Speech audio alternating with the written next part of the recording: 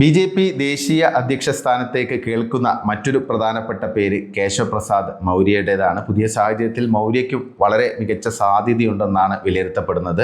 പ്രത്യേകിച്ച് ബീഹാറിൻ്റെ ഇലക്ഷൻ്റെ കോ ഇൻചാർജ് കേശവ് പ്രസാദ് മൗര്യയായിരുന്നു. പ്രത്യേകിച്ച് OBC വിഭാഗങ്ങളെ NDAയിലേക്ക് കൂടുതൽ അടുപ്പിക്കുന്നതിൽ ഒരു വലിയ പങ്കാണ് കേശവ് പ്രസാദ് മൗര്യ വഹിച്ചത്. കേശവ് പ്രസാദ് മൗര്യ ഉത്തർപ്രദേശിലെ ഉപമുഖ്യമന്ത്രിയാണ്.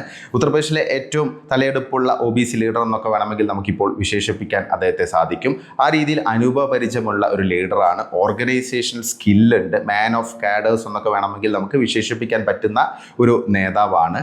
അതുമാത്രമല്ല RSSലൂടെയാണ് അദ്ദേഹം പൊതുപ്രവർത്തനം ആരംഭിച്ചത്. RSSലെ സ്ഥാനങ്ങളൊക്കെ വഹിച്ചതിന് ശേഷമാണ് BJPയിലേക്ക് എത്തുന്നത്. അപ്പോൾ ആ രീതിയിൽ RSSുമായി വളരെ മികച്ച അടുപ്പമുള്ള ഒരു ലീഡർ കൂടിയാണ് കേശവ് പ്രസാദ് മൗര്യ.